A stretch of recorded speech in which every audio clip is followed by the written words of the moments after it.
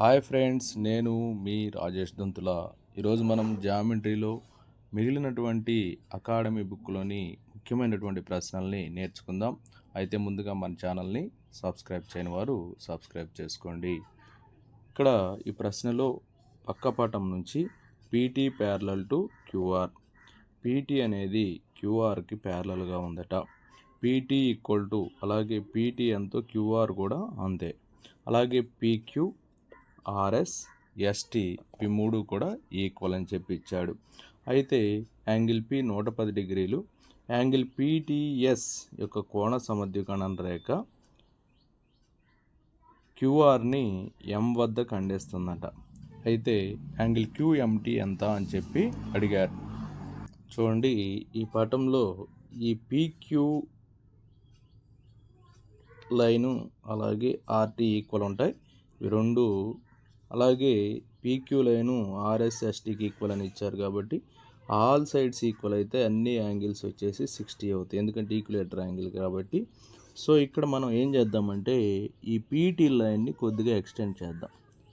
Extend చేస్తే ఈ మొత్తం ఈ యాంగిల్కి ఈక్వల్ అవుతుంది, కరస్పాండింగ్ యాంగిల్స్ కాబట్టి. ఇది 110 కాబట్టి ఇది ఎంత అవుతుంది, 50 అవుతుంది.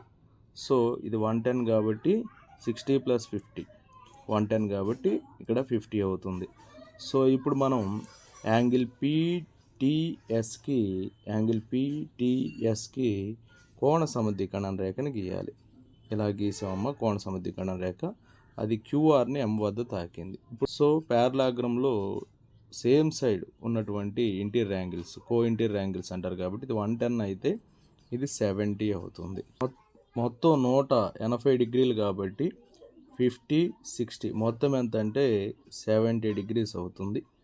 ఇది మొత్తం 70 అవుతుంది.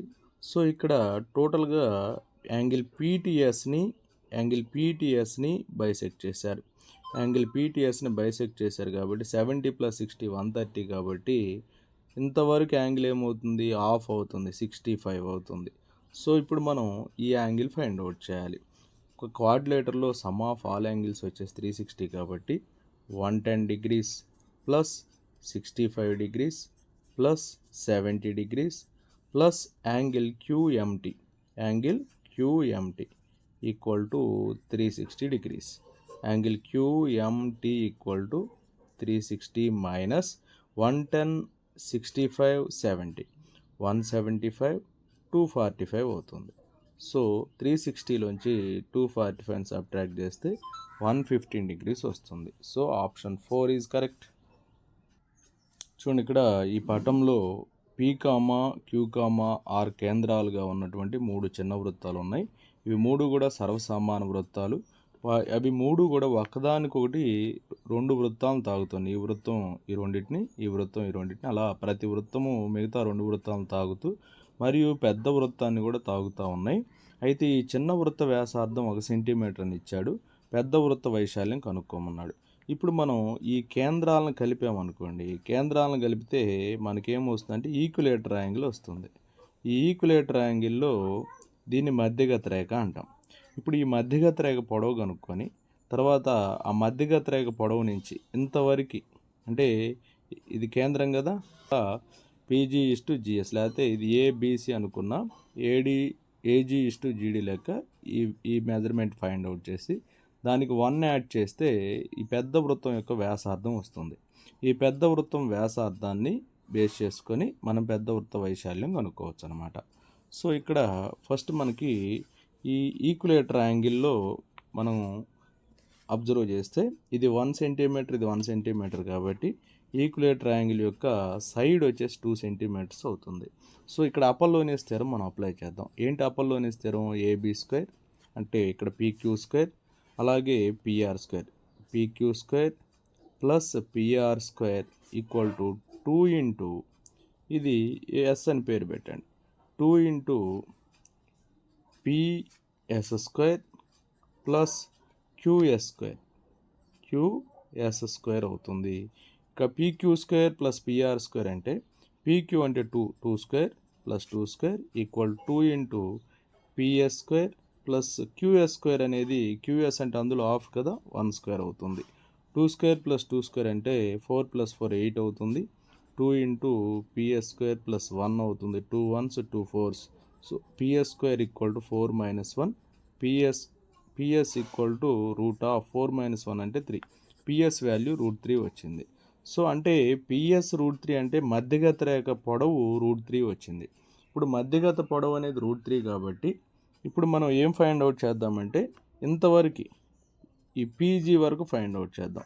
ఇది పీజీ టు జీడీ అనేది 2:1 కాబట్టి పీజీ ఏమవుతుందంటే మనకి పీజీ పార్ట్ 2 కాబట్టి 2/2 + 1 అంటే 3 into √3. So that equal to 2/√3 అవుతుంది. సో పీజీ అనేది 2/√3 అయింది కాబట్టి ఇప్పుడు దీనికి మనం 1 యాడ్ చేద్దాం. 1 యాడ్ చేస్తే 2 + √3/√3 అవుతుంది. 2 + √3/√3 అవుతుంది. పెద్ద వృత్త వైశాల్యం πr² కాబట్టి ఇప్పుడు π ఇంటూ r వచ్చేసి 2 + √3/√3 హోల్ స్క్వేర్ అవుతుంది. సో π ఇంటూ 2 + √3/√3 హోల్ స్క్వేర్ అంటే 3. So π/3 into 2 + √3 whole square. So option 4 is correct. ఈ పటంలో ఏబిసిడిఈ ఒక అర్ధవృత్తం అయితే యాంగిల్ డిబిఏ అని చెప్పి అడిగారు. చూడండి ఇక్కడ 30 degrees 20 degrees కాబట్టి ఈ మొత్తం యాంగిల్ ఎంత అవుతుంది? 30 + 20 50 అంటే 180లోంచి 50 తీసేస్తే 130 degrees వస్తుంది. 180లో నుంచి 50 degrees తీసేస్తే 130 degrees వస్తుంది. ఇప్పుడు మనం ఇక్కడ ఒక లైన్ డ్రా చేద్దాం. ఇది అర్ధవృత్తంలోని కోణం కాబట్టి ఇది లంబ కోణం అవుతుంది. సో ఇది లంబ కోణం అయితే ఈ రిమైనింగ్ యాంగిల్ వచ్చేసి 40 degrees ఉంటుంది. సో ఇక్కడ మనం గమనించండి యాంగిల్ ఏసిడి అలాగే యాంగిల్ ఏబిడి వృత్తంలోని కోణాలు కాబట్టి ఇది కూడా 40 degrees అవుతుంది. So option 1 is correct. చూడండి ఈ పటంలో ఏబి అనేది ఓ కేంద్రంగా గల వృత్తానికి వ్యాసము. యాంగిల్ ఏసిడి ఎంత అని చెప్పి అన్నారు. ఇది 90 degrees. అలాగే ఇది అర్ధవృత్తంలోని కోణం లంబకోణం కాబట్టి ఇక్కడ వచ్చేసి 45 degrees ఉంటుంది. సో ఇక్కడ 45. ఇక్కడ చూడండి యాంగిల్ ఏసిడి యాంగిల్ ఏబిడి ఒకే అర్ధవృత్తంలోని కోణాలు కాబట్టి యాంగిల్ ఏసిడి కూడా 45 ఉంటుంది. So option 3 is correct. Next 42వ ప్రశ్న. 15 సెంటీమీటర్ల వ్యాసార్థంగా లంబకోణ కేంద్రం వద్ద గల సెక్టార్ నందు PQRS అనే దీర్ఘచతురస్రము అంతర్లిఖించబడింది. PQపై ఏదైనా బిందువు PS = 9 సెంటీమీటర్స్ అయితే ట్రయాంగిల్ ARS వైశాల్యం అని చెప్పి అడిగారు. ఇక్కడ 15 సెంటీమీటర్ల వ్యాసార్థం గల లంబకోణ కేంద్రము ఏదమ్మా అది? P అనేది లంబకోణ కేంద్రము. P నుంచి ఇక్కడికి డిస్టెన్స్ వచ్చేసి 15 సెంటీమీటర్లు అంటే PR కూడా 15 సెంటీమీటర్లే అవుతుంది. ఇది వచ్చేసి ఎంతమ్మా? 9 సెంటీమీటర్స్. ఇప్పుడు మనం ఇక్కడ ఇంకా ఏమి ఇచ్చారు చూడండి. PS 9 సెంటీమీటర్స్ ఇచ్చారు. ఈ రేడియస్ వచ్చేసి 15 సెంటీమీటర్స్. అయితే ట్రయాంగిల్ ARS వైశాల్యం కనుక్కోమన్నారు. ఈ ARS వైశాల్యం కనుక్కోవాలంటే ముందు మనకి RS తెలియాలి. RS ఎలా వస్తుంది? 15² - 9². Square root of 15² - 9². 225 - 81 అంటే 225 - 81 అంటే 144. √144 వచ్చేసి 12 వస్తుంది. సో ఇది 12 సెంటీమీటర్స్ వస్తుంది. సో ఇక్కడి నుంచి ఇక్కడికి 9 కాబట్టి ఇది కూడా ఏమవుతుంది? 9 సెంటీమీటర్స్ అవుతుంది. ట్రయాంగిల్ ARS వైశాల్యం అంటే హాఫ్ ఇంటూ బేస్ వచ్చేసి 12, హైట్ ఇది 9 కాబట్టి హైట్ కూడా ఎంత ఉంటుంది? 9 ఉంటుంది. 2 1s 2 6 6 9s వచ్చేసి 54. So option 1 is correct. 54 square centimetres. ఒక త్రిభుజంలో దాని ప్రతి భుజాన్ని మిగిలిన 2 భుజాల పొడవుల వర్గాల మొత్తంతో గుణించి ఆ లబ్ధాలను కలపగా వాటి మొత్తము ఆ త్రిభుజ భుజాల పొడవుల లబ్ధానికి 6 రెట్లు అయిందంట. అయితే ఆ త్రిభుజము ఒక అన్నాడు. ఆ త్రిభుజము సంబాహు త్రిభుజమా, సమద్విబాహు త్రిభుజమా, విషంబాహు త్రిభుజమా, లంబకోణ త్రిభుజమా కనుక్కుందాం. సరే ఇప్పుడు ఆప్షన్ మెథడ్లో కనుక్కుందాం. సంబాహు త్రిభుజం అంటే ప్రతి భుజం కొలత ఎంత ఉంటుంది? 7 సెంటీమీటర్స్ ఉంటుంది. సంబాహు త్రిభుజంలో ఒకవేళ సంబాహు త్రిభుజమే అనుకోండి, ప్రతి భుజాన్ని మిగిలిన 2 భుజాల పొడవుల వర్గాల మొత్తంతో గుణించి ప్రతి భుజాన్ని అంటే మొదటి భుజం A, మిగిలిన 2 భుజాల పొడవుల వర్గాల మొత్తం అంటే చూడండి ఏమవుతుంది? A × A² + A². అలాగే తర్వాత కూడా ఏ into A square plus A square, తర్వాత కూడా ఏ into A square plus A square. ఇది దేనికి ఈక్వల్ అంట? ఆ త్రిభుజ భుజాల పొడవుల లబ్ధానికి, అంటే ఏ ఇంటూ ఏకి ఎన్ని రెట్లు అంట? 6 టైమ్స్ ఉంటుందంట. సో ఇంతవరకు ఏమైంది? A square plus A square, 2a square into A 2a cube, 2a cube plus 2a cube equal to 6a cube. So ఇదంతా యాడ్ చేయండి, 6a cube equal to 6a cube. చూడండి అలా ఈక్వల్ అయింది కదా, కాబట్టి ఆప్షన్ 1 ఈజ్ కరెక్ట్. సమబాహు త్రిభుజం అనేది right. ఒక త్రిభుజ భుజాలు 45 సెంటీమీటర్లు, 60 సెంటీమీటర్లు, 75 సెంటీమీటర్లు అయితే ఆ త్రిభుజంలో మిక్కిలి పెద్ద ఉన్నతి పొడవు అని చెప్పి అడిగారు. పెద్ద ఉన్నతి ఎప్పుడూ కూడా చిన్న త్రిభుజానికి ఎదురుగా ఉంటుంది. సో 45 సెంటీమీటర్లకి ఎదురుగా ఉంటుంది, ఆ విషయం గుర్తుంచుకోండి. అంటే బేస్ 45 సెంటీమీటర్లు అవుతుంది. ఇప్పుడు మనం హైట్ కనుక్కోవాలి. హైట్ కనుక్కోవాలంటే ముందు మనకి ఏరియా కానీ తెలిసినట్లయితే హైట్ కనుక్కోవటం ఈజీ అవుతుంది. చూడండి ఇక్కడ మనం ఫస్ట్ ఎస్ కనుక్కుందాం. ఎస్ అంటే A plus B plus C by 2. So A అంటే 45 ప్లస్ 60 ప్లస్ 75 బై 2. మొత్తాన్ని యాడ్ చేసి 2తో డివిజన్ చేస్తే మొత్తం వచ్చేసి 180 వస్తుంది. 180 బై 2 అంటే 90 వస్తుంది అనమాట. సో ఇప్పుడు ఏ కనుక్కుందాం. ఏకి formula square root of S into S minus A into S minus B into S minus C. So square root of A వచ్చేసి 90, ఎస్ మైనస్ ఏ అంటే 90 మైనస్ 45 ఎంత వస్తుంది? 45. Next S minus B 90 minus 60 30 వస్తుంది. Yes minus C 90 minus 75 15 వస్తుంది. So ఇక్కడ మనం ఈ 90ని 30 into 3గా రాయండి. అలాగే 45ని 3 ఇంటూ 15గా రాసుకోండి. ఇది ఆల్రెడీ 30, అట్లాగే ఇది 15. చూడండి ఇక్కడ ఎన్ని 30s ఉన్నాయి? 2 30s ఉన్నాయి, ఒక 30 రాయండి. 2 3s ఉన్నాయి, ఒక 3 రాయండి. 2 15s ఉన్నాయి, ఒక 15 రాయండి. ఈ మొత్తం ఏరియా అవుతుంది. ఈ ఏరియా అనేది ఎలా కనుక్కుంటామంటే half into base into height వేస్తాం మామూలుగా. అయితే ఇక్కడ ఇందులో మనకి బేసు ఏం తీసుకోవాలని చెప్పాము? 45 తీసుకోవాలి. ఎందుకు 45 తీసుకోవాలంటే చిన్న త్రిభుజానికి ఎదురుగా ఉండేది పెద్ద ఉన్నతి వస్తుంది కాబట్టి ఇక్కడ బేస్ చూడండి 30 into 3 into 15 equal to half into base 45. Height అంటే ఉన్నతి అనమాట, ఇక్కడ అది కనుక్కుందాం. So 15 3s 45. సో 45 క్యాన్సిల్ అయితే 2 ఇంటూ 30 60 వస్తుంది. సో హైట్ వచ్చేసి 60 వస్తుంది. సో పెద్ద ఉన్నతి 60 centimetres. So option 4 is correct. Next చూడండి, 6 సెంటీమీటర్ల భుజంగా గల సంబాహు త్రిభుజంలో అంతర్లిఖించబడిన వృత్త వ్యాసార్థం అని చెప్పి అడిగారు. 6 సెంటీమీటర్ల భుజం గల సంబాహు త్రిభుజంలో అంతర్లిఖించబడిన వృత్త వ్యాసార్థం కనుక్కోవాలి. అంటే ఇక్కడ ఏ వచ్చేసి 6 సెంటీమీటర్లు. ఏ ఎంతమ్మా? 6 సెంటీమీటర్లు. ఇక్కడ ఎలా మనం కనుక్కుంటామంటే √3/4a². ఇదేంటి? సంబాహు త్రిభుజ వైశాల్యం. ఇది 3 ఇంటూ హాఫ్ ఇంటూ అలాగే సైడ్ ఇంటూ రేడియస్ అవుతుంది. So 3 into half into side into radius అవుతుంది. ఇక్కడ 3 వ్యాసార్థాలు ఉంటాయి ఇక్కడ, కాబట్టి 3 ఇంటూ హాఫ్ అంటే త్రిభుజ వైశాల్యానికి formula half into base into height.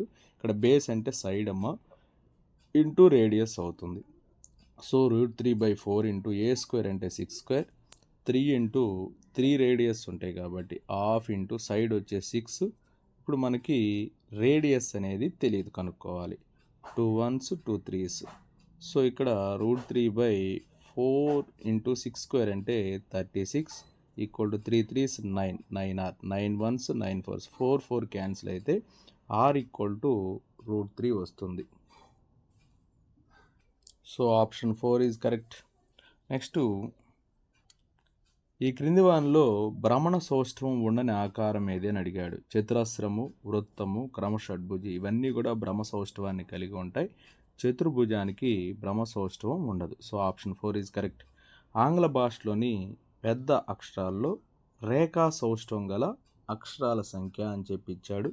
ఆంగ్ల భాషలోని పెద్ద అక్షరాల్లో రేఖా సౌష్ఠవం గల అక్షరాలు ఏంటి అంటే మనం చూసినట్లయితే చూడండి, ఏ అనే లెటర్కి రేఖా సౌష్ఠవం ఉంది. బి, సి, డి, ఈ ఈ లెటర్స్కి ఉంది. అలాగే H, I, M, O, T అనే లెటర్స్కి ఉంది. అలాగే యు, వి, డబ్ల్యూ, అలాగే ఎక్స్, అలాగే వై అనేటువంటి లెటర్స్కి ఉన్నాయి. చూడండి 5, 5, 5 మొత్తం ఏంటమ్మా 15 ఉన్నాయి. కానీ ఇచ్చినటువంటి ఆప్షన్లో 15 లేదు. సో కరెక్ట్ ఆన్సర్ అయితే 15. కరెక్ట్ ఆన్సర్ 15 అన్నమాట. నెక్స్ట్ క్రమ అష్టభుజి యొక్క భ్రమణ సౌష్ఠవ పరిమాణం అని చెప్పి అడిగాడు. ఇక్కడ అష్టభుజి కాబట్టి దాని సౌష్ఠవ పరిమాణం 8 ఉంటుంది. So option 2 is correct. క్రమ అష్టభుజి యొక్క భ్రమణ సౌష్ఠవ పరిమాణం 8 ఉంటుంది. అష్టభుజి కాబట్టి 8 భుజాలు ఉంటాయి కాబట్టి 8 అలా గుర్తుపెట్టుకోండి. నెక్స్ట్ 49వ ప్రశ్న, క్రింది వానిలో వృత్తాన్ని అంతర్లిఖించగల చతుర్భుజాలు అని చెప్పిచ్చాడు. వృత్తాన్ని అంతర్లిఖించగలిగినవి దీర్ఘచతురస్రము, rhombus. So option 3 is correct.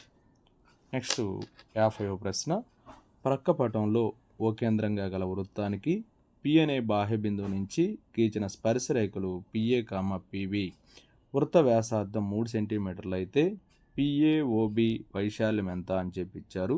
ఇప్పుడు పిఏఓబి వైశాల్యం అంటే పిఏఓబి, ఈ పిఏఓబి వైశాల్యం మనం కనుక్కోవాలి. సో ఇక్కడ మనము ఓని పీని జాయిన్ చేద్దాం.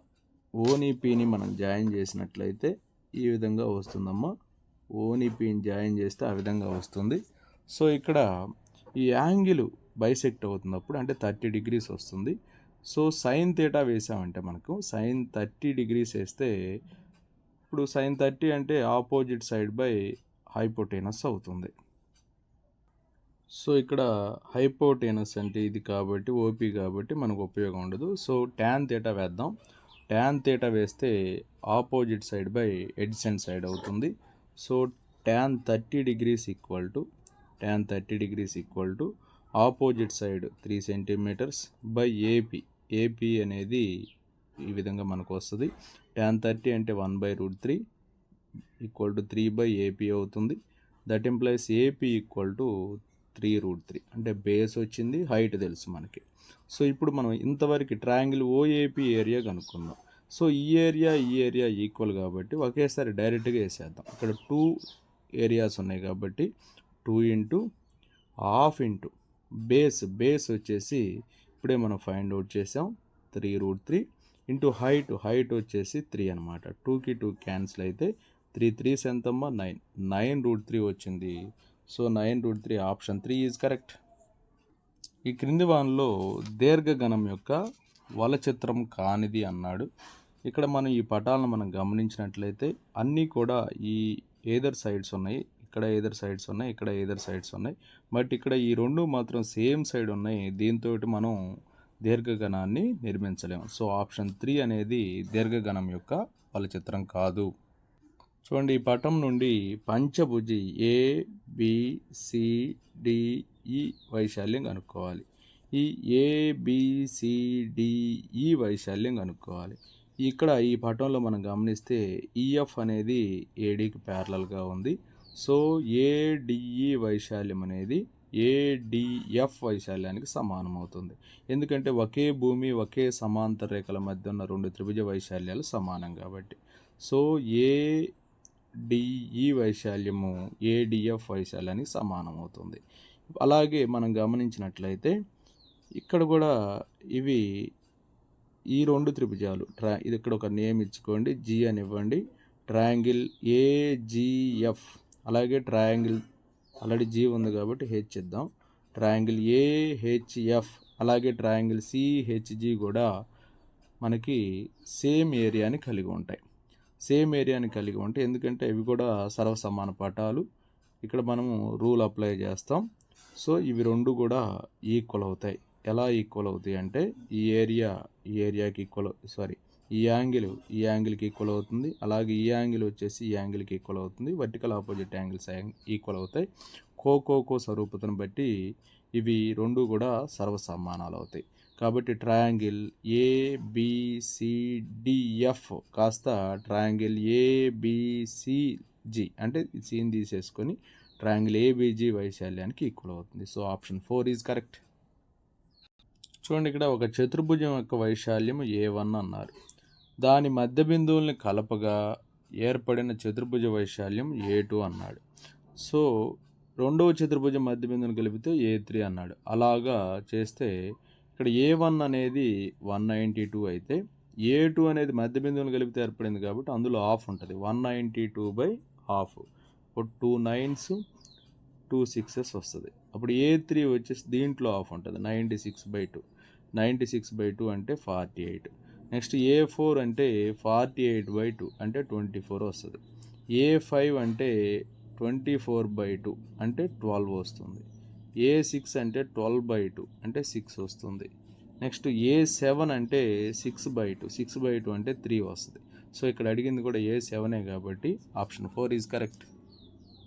నెక్స్ట్ ఒక త్రిభుజంలో గల మూడు కోణాల బాహుళకము 45 డిగ్రీలు అయితే ఆ త్రిభుజం అన్నాడు. ఒక త్రిభుజంలో ఉండేదే మూడు కోణాల బాహుళకం 45 ఎప్పుడు అవుతుంది? మూడు కోణాలు 45 తోటి అసలు త్రిభుజం సాధ్యం కాదు. మూడు కోణాల బాహుళకం 45 అంటే ఒక యాంగిలే 45 అయితే అది అప్పుడు అది అన్నీ కూడా ఒక్కొక్కటి ఉంటాయి కాబట్టి అప్పుడు కూడా బాహుళకం 45 ఉండదు. కాబట్టి రెండు కోణాలు 45 డిగ్రీలు అయినప్పుడే మనకి బాహుళకం 45 డిగ్రీలు కావడానికి అవకాశం ఉంది. కాబట్టి ఇది రెండు కోణాలు 45 డిగ్రీలు అయితే మూడో కోణం ఎంత ఉంటుంది? 90 ఉంటుంది. రెండు కోణాలు 45 కాబట్టి సమద్విబాహు. ఒక కోణం 90 డిగ్రీలు కాబట్టి లంబకోణ సమద్విబాహు. Option 1 is correct. నెక్స్ట్ 55వ ప్రశ్న, 12 సెంటీమీటర్లు 16 సెంటీమీటర్లు లంబకోణము ఏర్పరచు భుజాలు గల లంబకోణ త్రిభుజ కర్ణము వ్యాసంగా గల వృత్తంలో అంతర్లిఖించబడిన చతురస్ర వైశాల్యం అడిగారు. ఇక్కడ 12 సెంటీమీటర్లు 16 సెంటీమీటర్లు అనేవి లంబకోణం ఏర్పరిచేటువంటి భుజాలుగా గల లంబకోణ త్రిభుజ కర్ణం వ్యాసంగా గల వృత్తంలో ఉన్నాయి. అయితే అంతర్లిఖించబడిన చతురస్ర వైశాల్యం కనుక్కోవాలి. చూడండి, ఇక్కడ లంబకోణంలో భుజాల కొలతలు ఎలా ఉన్నాయో 12 సెంటీమీటర్లు 16 సెంటీమీటర్లు 12 సెంటీమీటర్లు ఇదేమో 16 సెంటీమీటర్లు. ఇది వ్యాసంగా ఉందట. ఇది వ్యాసంగా ఉంది. అయితే ఇప్పుడు మనం ఈ భుజం కనుక్కోవాలి. సో మనకు పైథాగరస్ థీరం అప్లై చేస్తే √12² + 16². 12² అంటే 144, 16² అంటే 256. సో √400 వస్తుంది. √400 అంటే 20 సెంటీమీటర్స్. అంటే ఈ కర్ణం పొడవు అనేది 20 సెంటీమీటర్స్ వచ్చింది. ఇప్పుడు మనకి కర్ణం పొడవు ఫార్ములా ఏమవుతుందంటే ఏ రూట్ అనేది 20. అంటే ఏ అంటే ఏమైంది? 20/√2 వస్తుంది. ఏ అనేది 20/√2 వచ్చింది. ఇక్కడ మనం కనుగొనవలసింది చతురస్ర వైశాల్యం. చతురస్ర భుజం కొలత తెలిసింది కదా 20/√2 అని. చతురస్ర వైశాల్యము ఏమవుతుంది? A² అవుతుంది. కాబట్టి 20/√2 × 20/√2 అంటే 400/√2 × √2 అవుతుంది. 2 1s 2 200s. సో 200 చదరపు యూనిట్స్ వస్తుంది. అంటే 200 చదరపు సెంటీమీటర్లు. So option 2 is correct. చూడండి, ఇక్కడ ఒక పటం ఇచ్చారు. ఇందులో L అనేది Mకి ప్యారలల్గా ఉందట. అలాగే AB అలాగే CBలు యాంగిల్ A వద్ద C వద్ద గీయబడిన కోణ సమద్వికరణ రేఖలట. అయితే X వాల్యూ ఎంత అన్నారు. చూడు, ఇది 150 డిగ్రీలు కాబట్టి ఇది కూడా 150 డిగ్రీలు ఉంటుంది. వర్టికల్లీ ఆపోజిట్ యాంగిల్స్ ఈక్వల్ కాబట్టి ఇది కోణ సమద్వికరణ రేఖ కాబట్టి ఈ యాంగిల్ ఎంత అవుతుంది? 75 అవుతుంది. సో ఇక్కడ యాంగిల్ ఎంతమ్మా? 75 డిగ్రీస్. ఇది వచ్చేసి 2x + 10 డిగ్రీలు. అలాగే మనకి ఇక్కడ ఈ యాంగిల్ కూడా తెలిస్తే మనకి X వాల్యూ ఫైండ్ అవుట్ చేయొచ్చు. ఇప్పుడు ఇది 150 డిగ్రీలు కాబట్టి ఈ యాంగిల్ ఏమవుతుంది? 30 డిగ్రీలు. ఎందుకంటే ఈ రెండు లైన్లు ప్యారలల్గా ఉన్నాయి. అలాగే ఇది 150 కాబట్టి ఇది మొత్తం 30 డిగ్రీలు అవుతుంది. సమద్వికరణ రేఖ గీసాం కాబట్టి ఇంతవరకు 15 డిగ్రీలు వస్తుంది. సో ఇప్పుడు మనకి 2x + 10 అలాగే 75 + 15 ఇవన్నీ యాడ్ చేస్తే 180 డిగ్రీస్. ఎందుకంటే ఇది ఒక త్రిభుజంలా ఫామ్ అయింది కాబట్టి. So 2x + 90 + 10 100 = 180 degrees. 2x = 180 - 100. 2x వచ్చేసి 80 వస్తుంది. x = 80/2. 80/2 అంటే 40 డిగ్రీస్ వస్తుంది. So option 4 is correct. Okay, thank you friends. నా వీడియో నచ్చినట్లయితే లైక్ చేయండి, మీ మిత్రులకు షేర్ చేయండి. ఇంకా మన ఛానల్ని సబ్స్క్రైబ్ చేయకపోతే సబ్స్క్రైబ్ చేసుకోండి. Thank you for watching.